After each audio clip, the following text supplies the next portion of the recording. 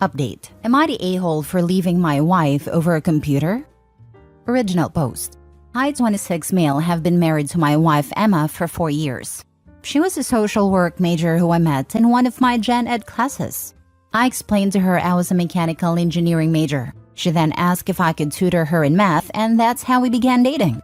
Afterwards, I decided to get my master's in Japanese to help me gain more career opportunities. My wife thought it was a silly idea and said she wouldn't be funding it, so then we decided to keep our finances separate. It wasn't a big deal since I was still working anyways. I just had less free time. So, she was making more than me during this time. It paid off, and I recently landed a high-paying job, and with that came more stress due to me having to travel to Japan often. I've really been wanting to get into gaming, so I invested in computer parts costing around $1,500.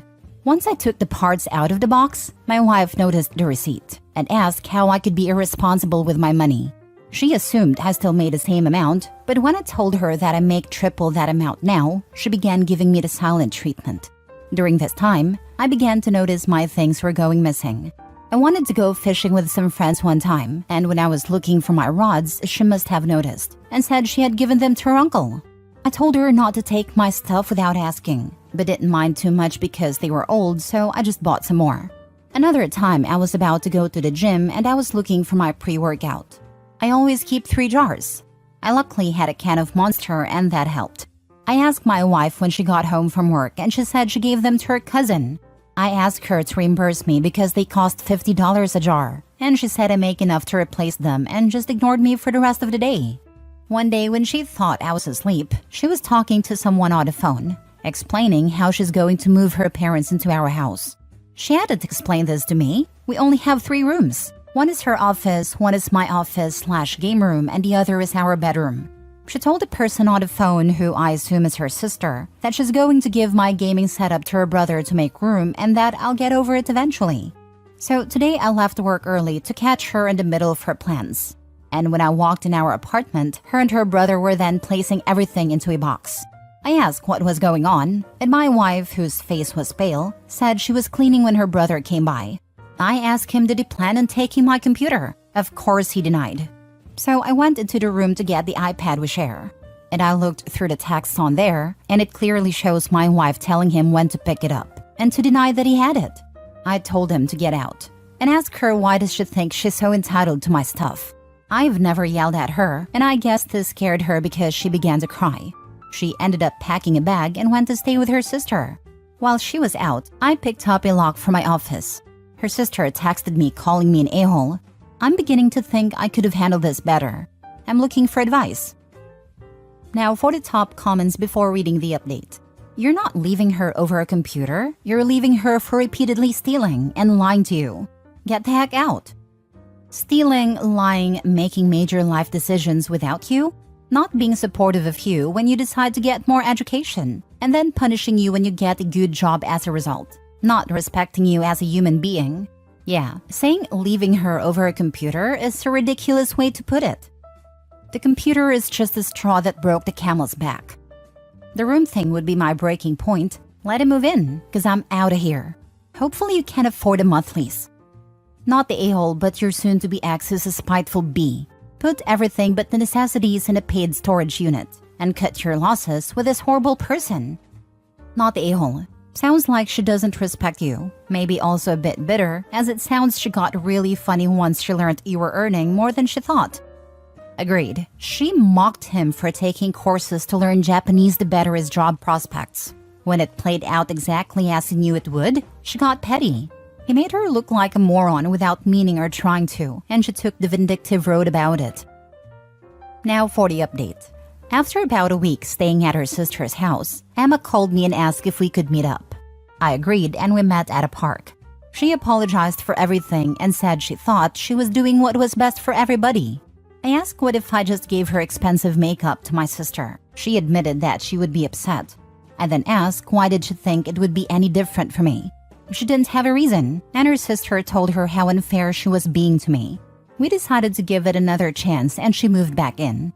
It was going good until she started moving her things into my office. I asked her what she was doing, and she explained how she needed a room for her parents. I told her no, and that's not happening. I grabbed her things and placed them back into her office. I told her that they could move in, but my space has to remain untouched. On top of that, we need to determine how bills are going to be paid if they stayed. She called me a selfish jerk and then ran back to her sister's. I guess her sister told her she was being inconsiderate once again, and apparently they got into an argument because the sister refuses to take their parents in and said she's tired of hearing about her problems. I agree with her. Her sister has 4 kids. Her sister called and told me everything and said that Emma went to her parents' house. I tried to call her, but she ignored my phone calls for 2 weeks.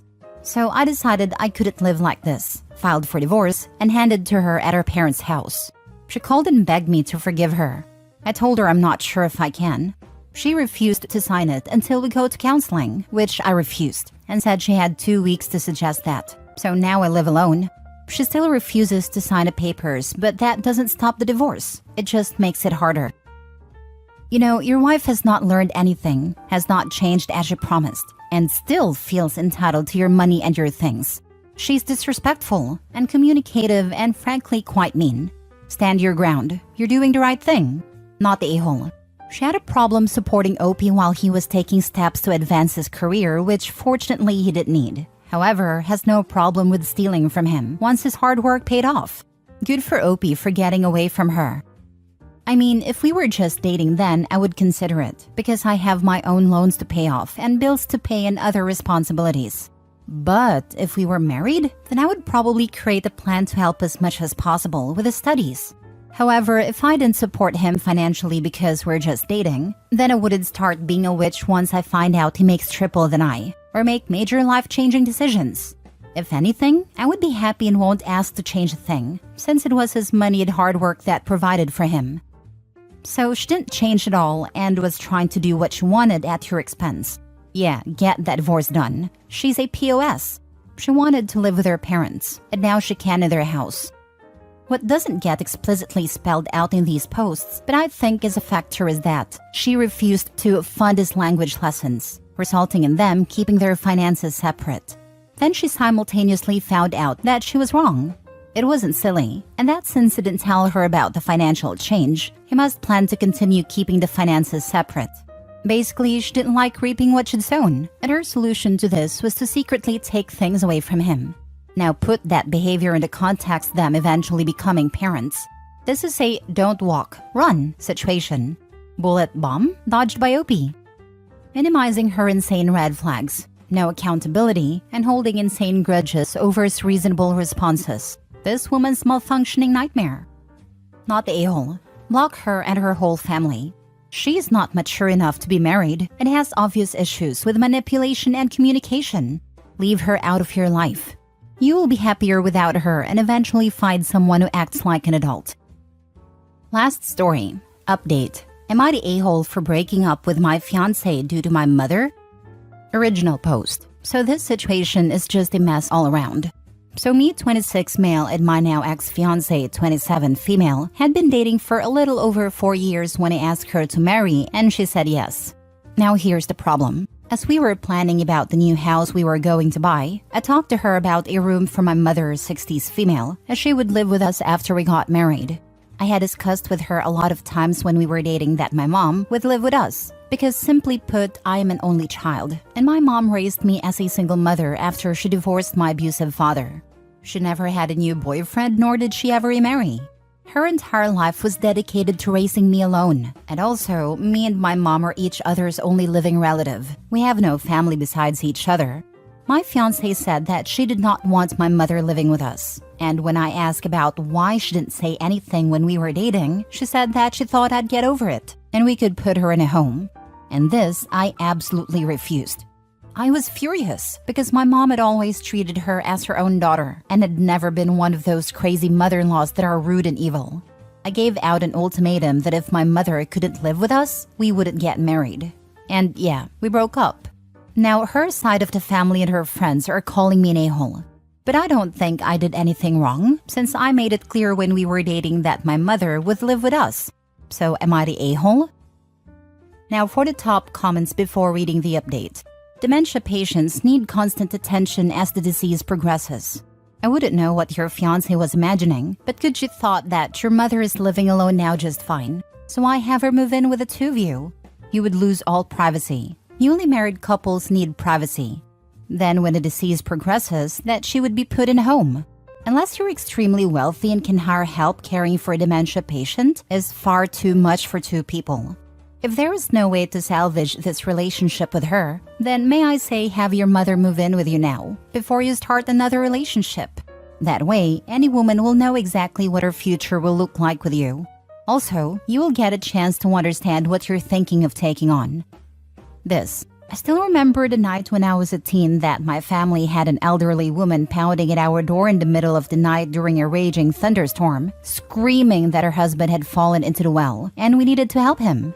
Turned out her husband had died years ago. The poor woman had dementia, and like OP, the family refused to put her in a home where she could get the care and supervision she needed. That poor woman wandered for hours in a massive thunderstorm in her nightgown before coming to our house, desperately trying to find someone to help her husband.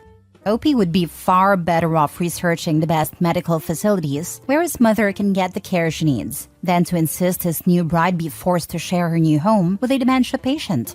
Not all care homes are awful, and there are some amazing ones out there that actually recreate a small village for dementia patients, with shops, hair salon, movie theater, everything that allow them to live as close to a normal life as possible while staying safe and cared for. Maybe you can find some sort of duplex where your mother is close but you both have your privacy. It's too late for this woman, and that's fine under the circumstances. But very few women in their 20s and 30s would be happy living with a woman in her 60s who could go on for decades.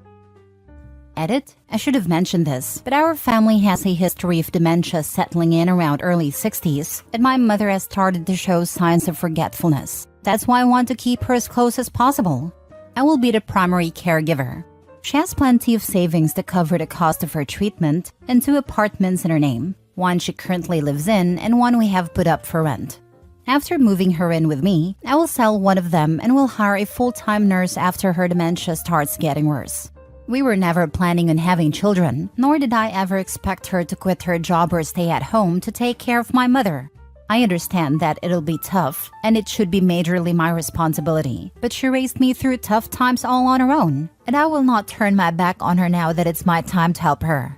My mother has only recently started showing signs of dementia. Up until a few years ago, she was doing just fine, but now her health is slowly starting to deteriorate. We are independently wealthy due to my mother founding and then selling her own company. Money will not be an issue and I can easily hire help. Edit 2. You all are correct, but my mother living with us is never the only option I suggested. I understand that what I had was a big ask, so I was ready to buy a 2-story home or something like that.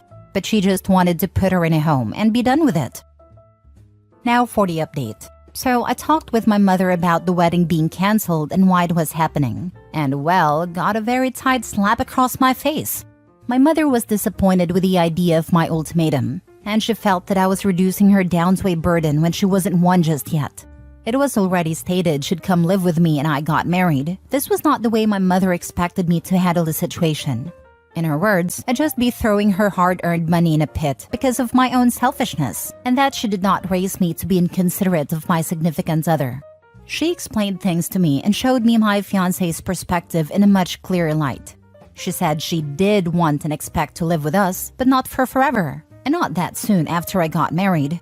She also said that she would rather go into a specialized care home where the professionals could handle her should her illness get worse and changes who she is. I contacted my fiancé and we talked, and it was all pretty emotional, but it was all for the better. I apologized for my ultimatum and not seeing her perspective better, and she apologized for what she said and that she was wrong for saying that we could put her in a home. She knew how much my mother meant to me, so she admitted that her insinuating we could just drop her in a home was wrong. I was stupid and naive and could not see beyond my own ideas for our future, which is the worst thing I could have done, especially considering my life is going more than just my own from now.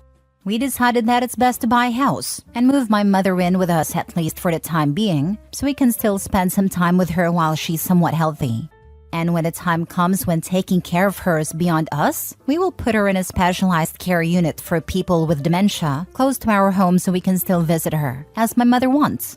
Though we are still looking into the exact details of this plan, we are both coming out of this better partners for each other, though this may take a bit of time. We've also decided to hold off on the wedding and first try to be better partners first, but we are still engaged. Also, we'll be going on a trip around the world soon, so we could live our life as a couple a bit before my mother moves in. I know there'll be challenges, and I know I'm not prepared to handle everything. But more than anything, if I won't be able to take care of my mother in her final moments, then I at least want to spend some time with her while she's still herself. My mother's diagnosis will be next week. I'm hoping that she's just being forgetful due to her age, but if it's that damned illness, then the possible amount of time with my mother is considerably shortened. Thank you all for your comments. I hope such a situation never comes to any of you. When taking care of her is beyond us, I really hope OP is actually capable of recognizing when it starts to become too much. I have a buddy that I work with that moved his elderly mother with dementia into his house. He thought he could keep an eye on her since he works from home. That lasted all of 2 weeks before he decided that he couldn't do it anymore and that she needed to go into a home with specialized care. It was heartbreaking to not only watch her go through something like that, but also his realization that he wasn't going to be able to look after his mom after all. She passed away a few months later. People don't understand how bad it can be, and that it's a 24 hours a day. We had family friends with a similar situation, and a person with dementia just kept turning on the stove burners when no one was looking. And they can't change their behavior because it's a symptom of something unfixable. My gran wanted to go to a specialized care unit when the time comes after caring for her mother for 6 years. Then she forgot she has Alzheimer's, and she is paranoid now. I'm heartbroken. She has another personality now trapped inside her. Funny how it started as the mother moving in purely because they were close. Then when things got a bit heated, it turned into she's showing signs of dementia. And then by the edit, she can't drive anymore and is thinking of specialized care homes in the update. Once you're at the can't drive phase, you're well and truly past showing signs. The sign is actually as big as the Hollywood sign, except this one lights up with flashing neon colors.